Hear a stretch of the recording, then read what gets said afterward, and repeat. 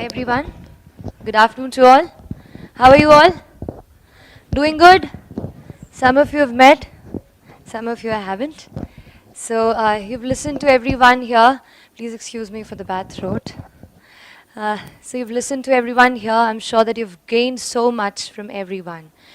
So यहाँ पे बैठ के I was just contemplating कि कुछ तो छोड़ दो यार, मुझे भी बोलना है, मुझे भी बोलना है. जब मुझे पता चला कि मेरी 5th रैंक आई है, जाहिर सी बात है मैं बहुत ज़्यादा खुश थी.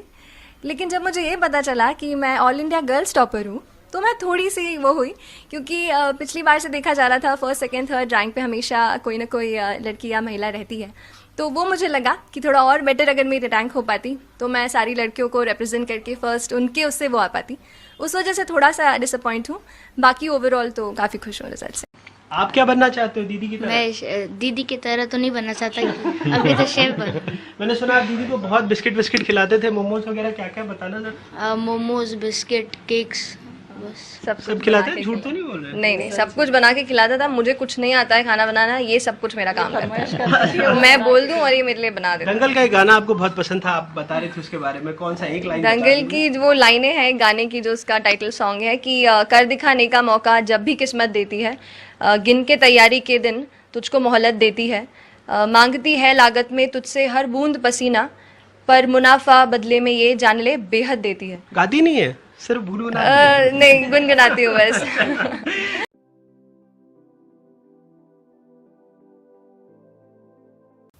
देखिए एक बात क्लियर है, यूपीएससी मैराथन है. मैराथन है क्योंकि प्रीलिम्स है, उसके बाद यू क्वालिफाई, फिर मेंस है, फिर पर्सनालिटी टेस्ट है. एक साल की तो पूरी एग्जाम है. और उसके पहले if you preparing from 1 year or so, you have a marathon. But your every single day is a sprint. हर दिन तेज भागना है. दो मैंने एक नेमोनिक सोचा था, M और P. तो I will talk about 2 M's and 2 P's. ठीक है, तो आपको याद भी रह जाएगी चीज़. ठीक है, तो पहले P से स्टार्ट करते हैं. The first P is about productivity, कि कितना हम टाइम अपनी पढ़ाई को दे रहे हैं और उससे हम कितना आउटपुट ले पा रहे हैं, है ना. कई बार ऐसा होता है कि हम 10 से 12 मतलब है ना बिल्कुल गिन करके बैठे हैं, सुबह से इतना टाइम लगा रहे हैं, पर फिर भी अगर हम एंड में देखते हैं तो हम उतने टेस्ट सॉल्व नहीं कर पाते. क्या आपके साथ ऐसा हुआ है? तो ये चीज़ का प्रॉब्लम है, मेरे साथ भी होता था ऐसा ही. ये प्रोडक्टिविटी की प्रॉब्लम है. टाइम हम उतना लगा रहे हैं पर उतना रिजल्ट नहीं मिल पा रहा है. तो उसके लिए तो एक चीज़ ये की मैंने कि जितने भी डिस्ट्रैक्शन हमारे एनवायरनमेंट में होते हैं, जैसे कि हमारा फ़ोन सबसे बड़ा, उसका जो यूट्यूब का ऐप है, उससे जो रिकमेंडेड वीडियोस में हम चले जाते हैं, उन चीज़ों को थोड़ा सा मैंने कम किया. उसके अलावा और भी जितनी चीज़ों में हम इन्वॉल्व रहते हैं इंटरनेट पर पढ़ाई के अलावा, उनको मैंने थोड़ा सा लिमिट करने की कोशिश की. और दूसरी चीज़, कहीं ना कहीं अपने आप को एक थोड़ा सा टाइम टेबल में बांधने की कोशिश की. हमारा हर दिन अलग होता है ना. कभी किसी दिन पढ़ने का मन करता है, कभी किसी दिन पढ़ने का मन नहीं करता है, लेकिन फिर भी हमको एटलीस्ट 5 to 6 आवर्स मैं कहूँगी, अगर आप किसी भी एग्ज़ाम की तैयारी कर रहे हैं. माफ़ कीजिएगा आप लोग पीछे बैठे हैं, मैं आपको देख नहीं पा रही हूँ, बट तो किसी कोई भी एग्ज़ाम जो है वो 5 to 6 आवर्स आपको रोज़ मतलब मैं कहूँगी कंसिस्टेंटली आपको देने की ज़रूरत है ना. और उसके लिए आप अपना एक कुछ छोटा सा रूटीन, भले ही सोने के पहले आधा घंटा अपना दिन जो है दूसरा वो आप प्लान कर लीजिए, क्योंकि हर दिन नया होता है. अगर एक दिन आप टाइम टेबल बना दिया, यहाँ से यही करूँगा, और एक वीक आप सोचो कि फॉलो हो जाए, तो मुझसे वो फॉलो नहीं हो पाता था. तो मैं ये करती थी कि सोने के पहले थोड़ा सा आधे घंटे में कल क्या क्या टॉपिक्स पढ़ने हैं, क्या क्या चैप्टर्स कवर करने हैं, वो सब एक बार मैं लिख लिया करती थी.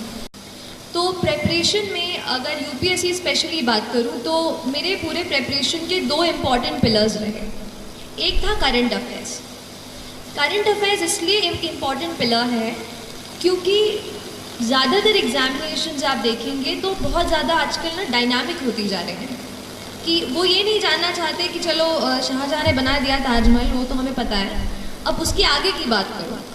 तो अब जो डायनामिज्म एग्ज़ाम में आ रहा है उसके लिए करंट अफेयर्स पे आपकी पकड़ अच्छी होनी चाहिए. और करंट अफेयर्स के लिए मैंने न्यूज़पेपर को जो है सबसे ज़्यादा अच्छे से पढ़ा. पहले इंडियन एक्सप्रेस मतलब पहले तो द हिंदू पढ़ती थी, फिर जब इंटरव्यू मेरा पास आया तो फिर मैंने द इंडियन एक्सप्रेस भी शुरू किया पढ़ना। और जो भी आप हिंदी माध्यम में अगर कुछ बच्चे दे रहे हो तो आप उस तरीके के न्यूज़पेपर पढ़ सकते हैं, लेकिन न्यूज़पेपर आप हमेशा पढ़ें, क्योंकि न्यूज़पेपर बहुत ज़्यादा अपने आप को चीज़ों को समझने में, हमारे आसपास एनवायरनमेंट में क्या चल रहा है वो पता करने के लिए आपको हेल्प करेगा। करंट अफेयर्स को मैं इसलिए स्ट्रेस कर रही हूँ क्योंकि मैंने ज़्यादातर अपनी प्रिपरेशन करंट अफेयर्स से खींच के की। जैसे कि एक एग्जाम्पल के लिए देख लीजिए कि कहीं आपने पेपर में पढ़ लिया कि कोई एक एनिमल है जो मतलब जिससे ना पोचिंग, आप पोचिंग समझते हैं, पोचिंग हो रही है उसकी, and you know poachers are being caught, कि पकड़ लिया गया है जो भी इसके शिकार कर रहे हैं, ठीक है। तो या तो हम ऐसा कर लें कि इसका नोट बना लें कि ये एनिमल है, इसका शिकार हो रहा है और पकड़े गए, खत्म। या तो फिर आप एक काम करें, आप देखें कि वो एनिमल कौन सा है, इंटरनेट पे फटाफट गूगल सर्च किया, पता किया उसका IUCN स्टेटस क्या है। IUCN स्टेटस पूछता है ना, क्रिटिकली एंडेंजर्ड है कि क्या है, एंडेंजर्ड है, एक्सटिंक्ट हो गया है, क्या है, वो आपने पहले से सर्च कर लिया। फिर आपने देखा कि उस एनिमल वो कहाँ पाया जाता है, कौन से नेशनल पार्क में इट इज़ फाउंड। अच्छा चलिए असम में मिलता है, तो असम में और कौन से नेशनल पार्क हैं। मतलब एक पॉइंट पकड़ के न्यूज़पेपर का आपको उसके साइड में जितनी भी चीज़ें हैं वो उसी वक्त कवर कर लेंगी। उससे होगा क्या, उस दिन का आपका एनवायरनमेंट का एक सेक्शन कवर हो जाएगा। ऐसा करके पॉलिटी हो गई, या फिर जो भी हम जैसे हम साइमल्टेनियस इलेक्शन के बारे में पढ़ते हैं, या फिर और भी प्रेसिडेंशियल पार्लियामेंट इलेक्शंस के बारे में पढ़ते हैं, उनसे रिलेटेड जो भी न्यूज़पेपर में आ रहा है, फिर आप उसकी और डीप में स्टडी कर रहे हैं, है ना। एक ये चीज़। जो दूसरा मेरा प्रिपरेशन का पिलर था वो था टेस्ट्स। देखिए पढ़ते तो हम सब हैं, लेकिन हमें पता कैसे चले कि हमारा स्टैंडर्ड क्या है। देखिए अगर हम अभी आपसे बात कर रहे हैं तो वहाँ कोई दिल्ली में बच्चा बैठा है जो पॉलिटी की लक्ष्मीकांत खोल करके दूसरा पेज पूरा रट रहा होगा, बात सही है। तो वो जो है ना, टाइम का हमेशा याद रखिए, टाइम हमेशा याद रखिए कि आपका टाइम सबसे ज़्यादा ज़रूरी है। अगर आप अपना वक्त निकाल कर इस पढ़ाई को दे रहे हैं, हमारे लाइफ के हम कलरफुल यूथ के ईयर्स अगर हम पढ़ाई को दे रहे हैं तो अपना 100% दीजिए। और टेस्ट्स आपको ये बताएंगी कि आपका स्तर क्या है प्रिपरेशन। तो जो भी टेस्ट्स हों, चाहे भोपाल में, चाहे अगर आप दिल्ली से कोई फ़ोटोकॉपी मंगवा सकें, या जिस भी परीक्षा की आप तैयारी कर रहे हो, ऑनलाइन अगर आपको कहीं टेस्ट्स मिलता है तो आप अपने आप को जांचते रहें। हर रोज़ 10 से 20 सवाल MCQ, या अगर रिटन हो तो मैं 1-2 आंसर्स रिटन जो बड़े अपने सब्जेक्टिव आंसर्स थे वो मैं 1-2 रोज़ लिखा करती थी। तो उससे मुझे आइडिया होता था कि मैं किस स्टैंडर्ड का लिख रही हूँ और क्या उससे मेरा कुछ चांस है सिलेक्शन का। तो ऐसा अपने आप को आप जांचते रहिए। तो हमने 2 पीस कवर कर लिए, है ना। पहला पी कौन सा था? अच्छा मतलब आप सुन रहे हैं मेरी बातें, अच्छी बात है। दूसरा था प्रिपरेशन। अब थोड़ा सा P हो गया है तो M की बात कर लेते हैं। एक M मैंने जो हमें दिमाग में चीज़ जो है हमारे पुश करता है। अच्छा इसके पहले मैं M की तरफ आऊँ, एक चीज़ बताऊँगी कि किसी भी एग्ज़ाम की जब हम प्रिपरेशन करते हैं उसके 2 पहलू हैं। एक आप क्या पढ़ते हैं, कौन सी किताबें पढ़ते हैं, कितने टेस्ट लगाते हैं, कितने घंटे देते हैं, ठीक। दूसरा है एग्ज़ाम में कि आप मेंटली क्या सोचते हैं, क्या आप कॉन्फिडेंट हैं कि आप एग्ज़ाम क्रैक कर सकते हैं, आप साइकोलॉजिकली कितने स्ट्रांग हैं कि आपका मन नहीं कर रहा है उठने का पर फिर भी आप उठते हैं। वो चीज़ है आपका मेंटल करेज, और उसको आपको बिल्ड करना बेहद बेहद ज़रूरी है। मैं कहूँगी 60% ये मेंटल करेज है और ये 40% जो पढ़ाई है। तो उस मेंटल करेज को बिल्ड करने के लिए 2 M हैं। एक है माइंडसेट, कैसा आप अपने दिमाग को ट्रेन करते हैं। देखिए एक बात होती है, जैसे आप खड़े हैं वहाँ पर, चलिए आपको नहीं कह रही, जैसे हम कभी पढ़ते हैं तो हमें लगता है कि आज मैं बहुत थक गई हूँ, आज बिल्कुल पढ़ने का मन नहीं है, अब तो पढ़ ही नहीं पाऊँगी। तो ये क्या है, आपका दिमाग आपको बोल रहा है कि आप नहीं कर सकते, आप नहीं कर सकते। हम अपने दिमाग से कई बार कंट्रोल हो जाते हैं। हमें करना ये है कि हमें अपने दिमाग को कंट्रोल करना है। हमें उसको बताना है कि नहीं, आज अगर मैंने सोचा है कि मुझे ये चैप्टर कंप्लीट करना है तो मैं करके रहूँ। तो आपको अपने दिमाग को कंट्रोल करना होगा, ठीक है। जब तक हम अपने माइंड को, अपने हार्ट को नहीं एक जगह फोकस कर पाएंगे, तब तक हम अच्छे से फोकस नहीं कर पाएंगे। अपने दिन को कंट्रोल करना बेहद ज़रूरी है। You know, first of all, just find out कि आपका time जाता कहाँ है. Many a times we don't know, time just flies. Went to the class, given the test, खत्म. खाना खाया, थोड़ा entertainment किया, and it's done. ऐसा मत होने दीजिए. Just control your day. Find out कि every single day what's happening in my day. Okay? And in that day you have to structure it. Like I used to start with reading the newspaper. थोड़ा सा boost of the day हो जाता है. So I started with reading newspaper. And then थोड़ा सा उससे note making किया editorial से. Then I moved on to the static portion. तो ये चीज़ आप अपने आप को ज़रूर बताते रहिए। और जो दूसरा एम की मैं बात करती हूँ वो है मोटिवेशन। तो कई बार ऐसा पूछते थे, मैं भी जब पढ़ रही थी तो इंटरनेट पे ऐसे यूट्यूब पे सर्च करती थी हाउ टू स्टे मोटिवेटेड। तो लेकिन वो चीज़ मुझे बाद में समझ आई कि बाहर का कोई इंसान मुझे नहीं बता सकता कि how will I stay motivated. तो फिर थोड़ा अंदर मुझे झांकना पड़ा और तब मुझे समझ आया कि मैं कैसे मोटिवेट हूँ। तो फिर जब आपको मन करे ना कि आज तो हो गया, आज बहुत पढ़ाई कर ली, तब अपने आप से पूछो कि ऐसा क्या है जिसने मुझे पुश किया कि मैं ये करियर चुनूं। ऐसा क्यों है कि मैं एसएसबी के एग्ज़ाम के लिए बैठ रही हूँ या बैठ रहा हूँ। Why is it? अगर आपका वाई तगड़ा है ना तो आप पूरी जर्नी से अच्छे से निकल जाओगे। इसलिए अपने वाई को, why do you want to join the civil service, why do you want to clear this exam, that is very very important. So don't start कि अगर करूँगा तो अच्छा वो मिल जाएगा, प्रेस्टीज मिल जाएगी। अगर आप प्रेस्टीज को सोचकर अगर आप सिविल सर्विस का एग्ज़ाम देने जा रहे हैं तो माय डियर फ्रेंड्स ज़्यादा दिनों तक वो आपको मोटिवेट नहीं रख पाएगा। मोटिवेशन आपको कहीं ऐसी जगह से आना चाहिए कि अगर आप कहीं जा रहे हो, किसी बच्चे को देख रहे हो, किसी दुकान पर काम करते हो, तो क्या आप ये सोचते हैं कि वो बच्चा वहाँ पे नहीं होना चाहिए, वो बच्चा अभी स्कूल में होना चाहिए। क्या हम कुछ कर सकते हैं अपनी पढ़ाई से? क्या हम किसी ऐसे पोजीशन पे पहुंच सकते हैं कि उस बच्चे को वहाँ से निकाल कर स्कूल में भर्ती करा दें? तो ये चीज़ आपको मोटिवेट करनी चाहिए। तो इतना छोटा सा एकदम इतना सा पेज पे मैंने एक डेफिनेशन कहीं से बना के अच्छी से वो लिखी। फिर उसको मैं जाते तक मैं उस पेज को देख रही थी। मतलब अगर आपको कुछ लग रहा है कि आपको याद नहीं हो रहा है एंड दैट इज़ इम्पॉर्टेंट, तो उसका छोटा सा अपन नोट्स बनाते हैं ना, वैसे नोट्स बना लो and keep reading it every night और एनीथिंग लाइक दैट। सो वो एक चीज़ मैंने क्या किया था, न्यूज़पेपर्स उठाए थे सबसे पहले।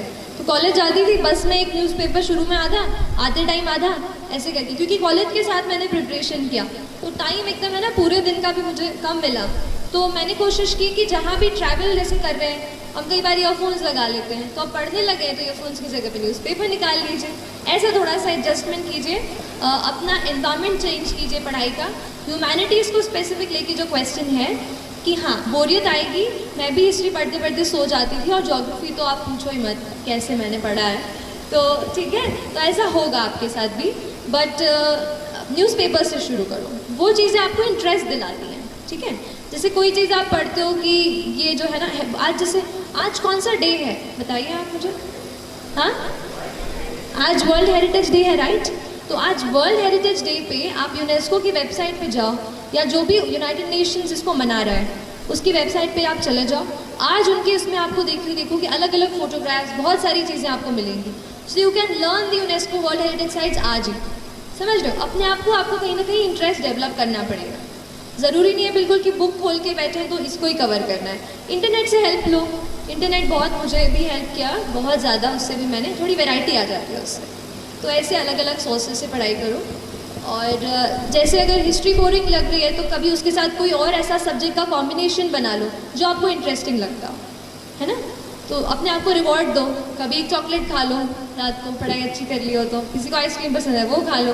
देखो मैं कह रही हूँ ना, अपने सबको सब बोरियत होता है यार, इतनी पढ़ाई अपन को नहीं जमती है, बट कर लेते हैं ना, तो सच को अपने दिल को भी थोड़ा ट्रिक करो, है ना। तो बोरियत तो होगी, but we have to manage anyhow. जैसे पेपर का एडमिट कार्ड आ जाएगा तो पेपर का टाइम पता चल जाएगा, राइट, 9 से 11 है क्या है।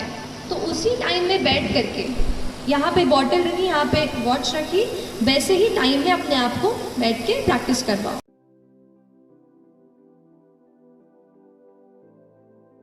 कि मैंने केमिकल इंजीनियरिंग से ग्रेजुएशन किया है, लास्ट ईयर कंप्लीट किया। तो बहुत मन में सवाल थे। अब मेरे साथ ऐसा था कि ऑप्शनल में केमिकल इंजीनियरिंग अवेलेबल नहीं था, तो I had to choose something else. तो मैंने पहले सोशोलॉजी चूज़ किया और उसकी किताबें पढ़ने लगा, यार इंटरेस्टिंग है, पढ़ते हैं। अगर बुक लिस्ट पे आऊँ तो मैंने ट्रायल एंड एरर से बुक्स ढूंढी हैं, किसी टॉपर्स ने सजेस्ट की थी, उनकी बुक्स देखी और फिर कुछ खुद ही मैंने पढ़ के उनके नोट्स बनाए। तो पेपर 1 के लिए तो काफ़ी सारे, जैसे हैरलम्बस एंड हील्ड तो सब पढ़ते हैं, जो ऑरेंज वाली पतली किताब आती है हैरलम्बस एंड हील्ड, वो एक मैंने पढ़ी थी।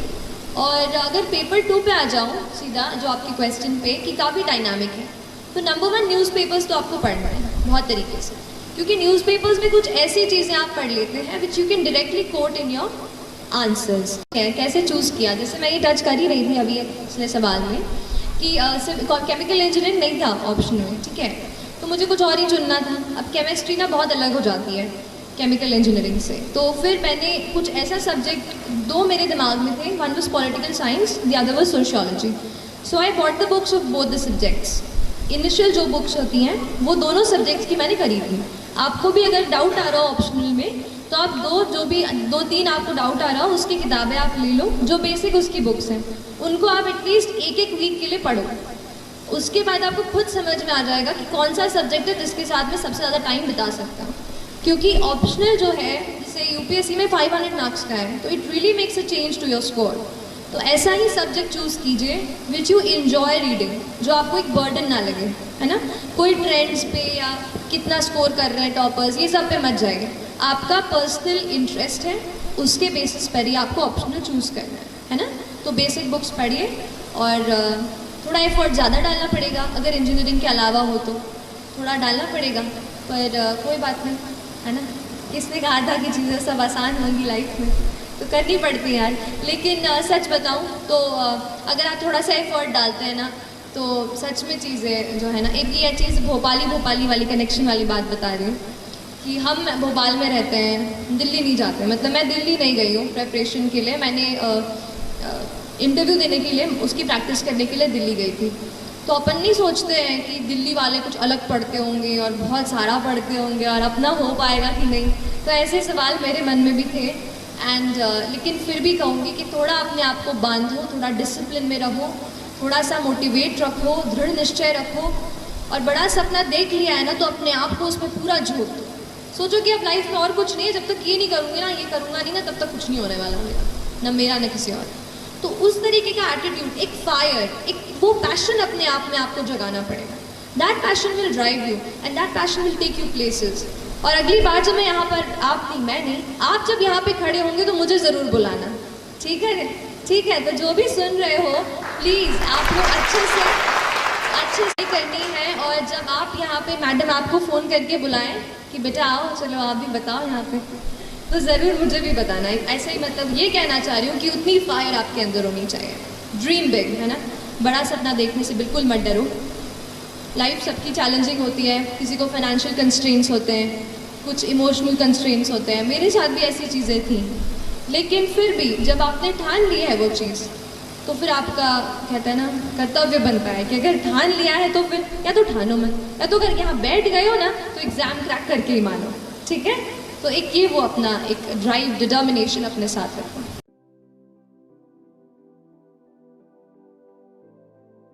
अगर केवल वर्ड लिमिट आरजीपीवी की तरह पन्ने भरने जाएंगे ना तो मार्क्स नहीं मिलेंगे सर, सच बता रही हूँ, मार्क्स नहीं मिलेंगे।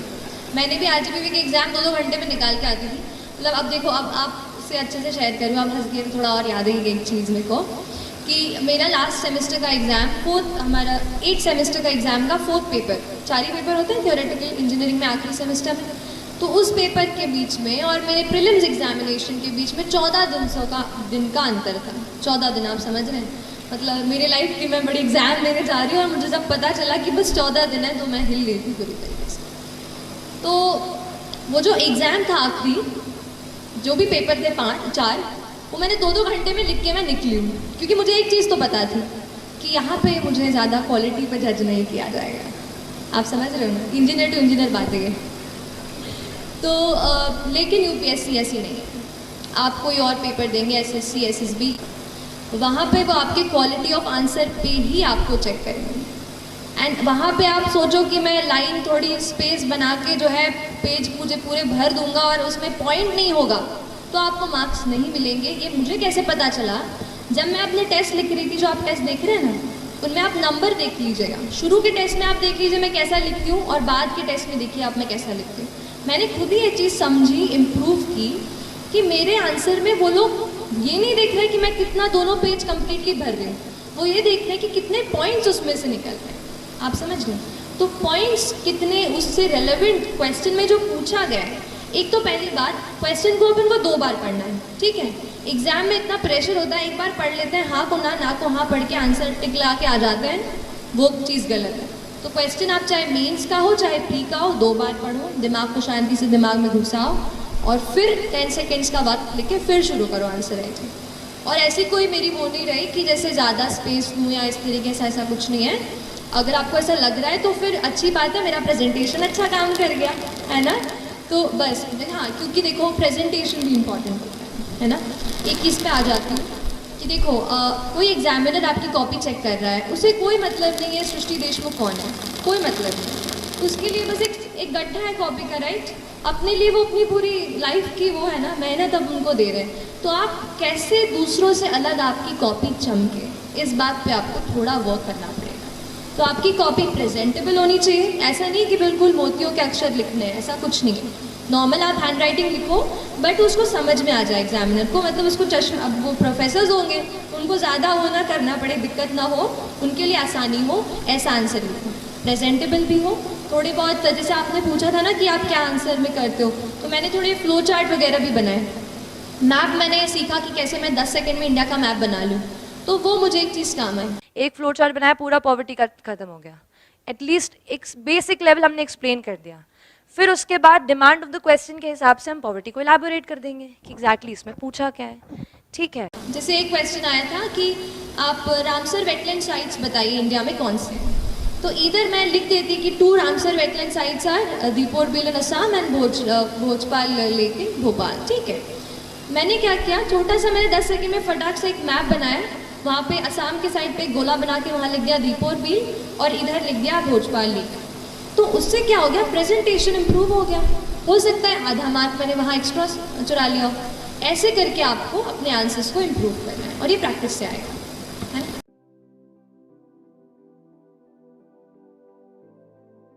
करूँ कि मैंने क्या रेफर किया, तो आज मैंने प्रिपरेशन शुरू कर दी थी, बाद में ये बुक मेरे हाथ में आई।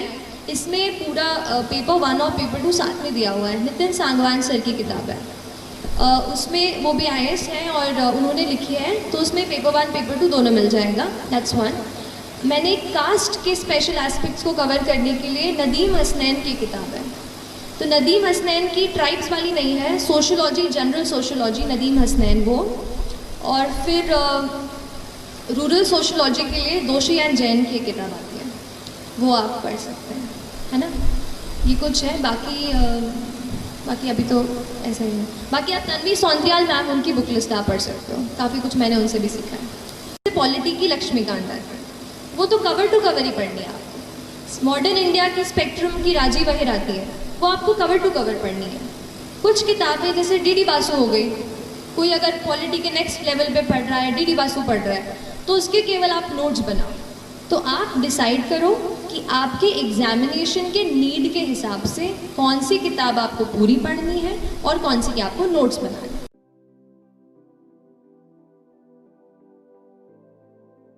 इनसाइट्स ऑन इंडिया एक है, दूसरा IAS बाबा आपने सुना होगा UPSC के लिए वो, और तीसरा फोरम IAS। ऐसे करके मैंने 3 वेबसाइट से मैं जुड़ी रही और उन पे आंसर्स मैं अपने डालती रही, है ना। तो वो चेक करते हैं, आप किसी का चेक कीजिए उनको अपने। और होता क्या है, आंसर्स की बात निकली है तो बताती हूँ, खुद के आंसर में हमें गलती नहीं दिखाई देगी, दूसरे के आंसर में हमें फटाक से गलती समझ में आ जाती है कि ये ना इसने ये चीज़ सही से नहीं लिखी है। तो आप दूसरों के आंसर्स चेक करो और उनको आपके करने दो, तो यू विल बेटर अंडरस्टैंड कि where are you making a mistake.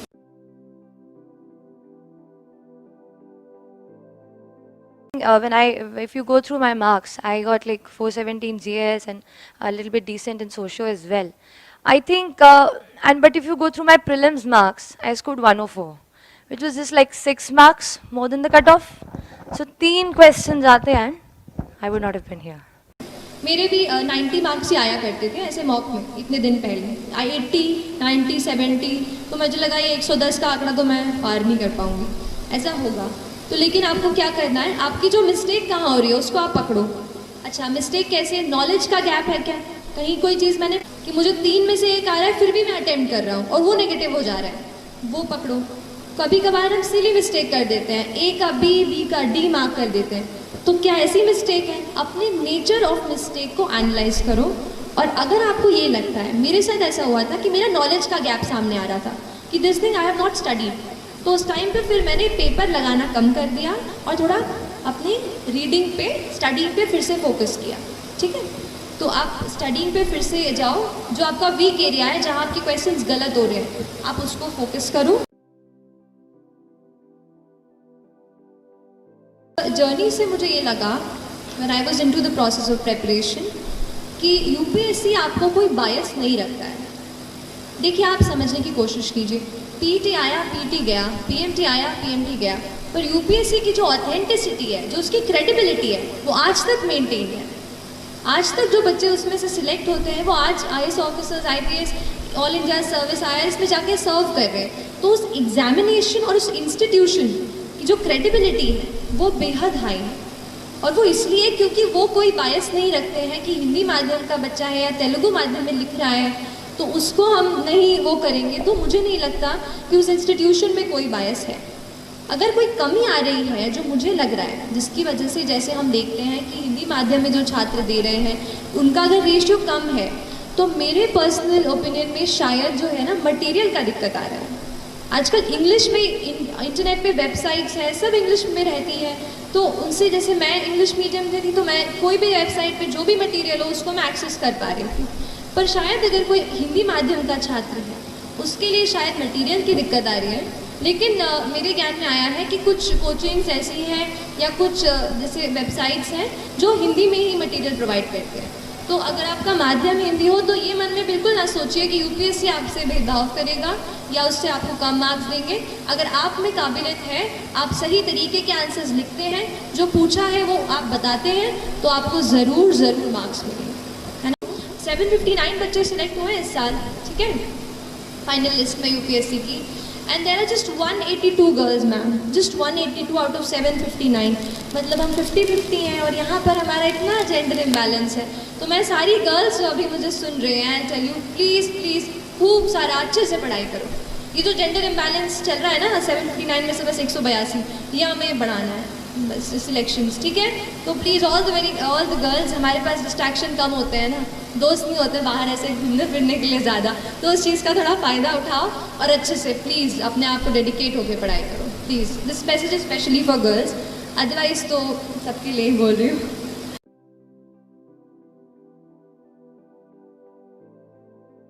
एक चीज़ बोलूँगी कि इंटरव्यू बहुत ज़्यादा हाइप्ड है चीज़। आपको मेरा स्कोर कुछ 1068 रहा और उसमें से केवल मेरे 173, मतलब एक बहुत कम रेशियो है जो इंटरव्यू के मार्क्स हैं।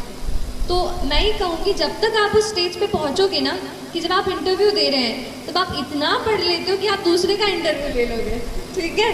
तो नॉलेज में तो कोई दिक्कत नहीं आएगी। अब कमिंग टू द फैक्ट कि यूपीएससी क्या एक्सपेक्ट करता है, देखिए वो आपसे नॉलेज कूद चुका है, वो प्रीलिम्स आपसे पूरा निकलवा चुका है, 100 MCQ आपसे करवा लिए, फिर ना 90 सवाल भी मेंस में उन्होंने सॉल्व करवा लिए।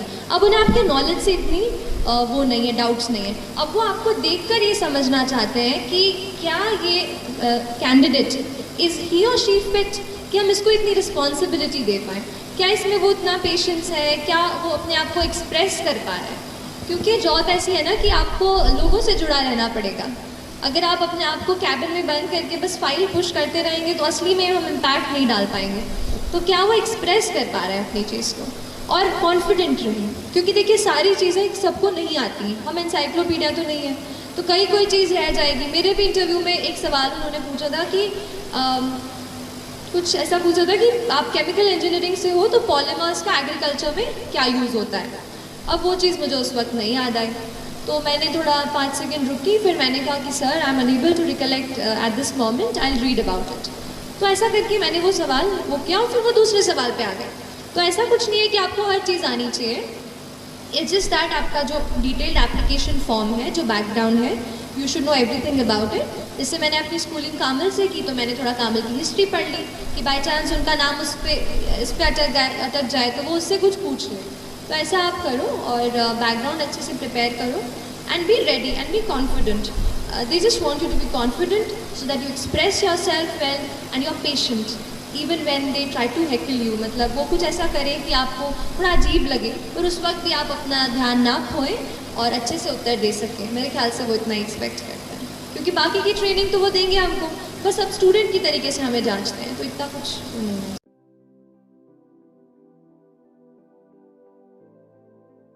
अगर यहाँ से अगर आप दो भी चीज़ अगर कुछ अपने प्रिपरेशन में इम्प्लीमेंट करेंगे तो पूरा मेरा यहाँ पे आना पक्के से सफल हो जाएगा, और अभी भी हो गया है। तो प्लीज़ आप अच्छे से पढ़ाई कीजिए और डी स्ट्रेस भी हुई है, ऐसा नहीं है बस पढ़ाई करनी है। थोड़ा सा आप अपने दोस्तों के साथ मूवी भी देखिए, कभी फन टाइम भी इंजॉय कीजिए। लेकिन अगर आपने फोकस बनाया है, अगर you have decided that this is something that you have to do in your life, so I'll tell you, there's nothing more powerful in this universe than a human being with a purpose, you know। If हम एक human being हैं, we are a ball of energy। अगर हम ये decide कर लें that we have a purpose in mind, then nobody can stop us। Believe in this thought। मैं यहाँ पे बिल्कुल वो चीज़ follow करके आपके सामने खड़ी हूँ, and you can be here as well, है ना। तो please believe in yourself, don't get demotivated। If you get, फिर से अपने आप को ट्रैक पे ले आओ। और एक दो चार लाइन ही है कि डर मुझे भी लगता था फासला देखकर, डर मुझे भी लगता था फासला देखकर, पर मैं बढ़ता गया रास्ता देखकर। डर मुझे भी लगता था फासला देखकर, पर मैं बढ़ता गया रास्ता देखकर। खुद ब खुद मेरे नज़दीक आती गई, खुद ब खुद मेरे नज़दीक आती गई, मेरी मंजिल मेरा हौसला देखकर, मेरी मंजिल मेरा हौसला है। तो आप अपना हौसला बुलंद कीजिए, बड़ा सपना देखिए। बड़ा सपना देखने से डरिए मत, लेकिन जितना बड़ा आपने सपना देखा है उतनी ही बड़ी मेहनत करेंगे तो आप यहाँ आएंगे और फिर मुझे ज़रूर बुलाएंगे, है ना। चलिए, thank you so much for your time and I will take care.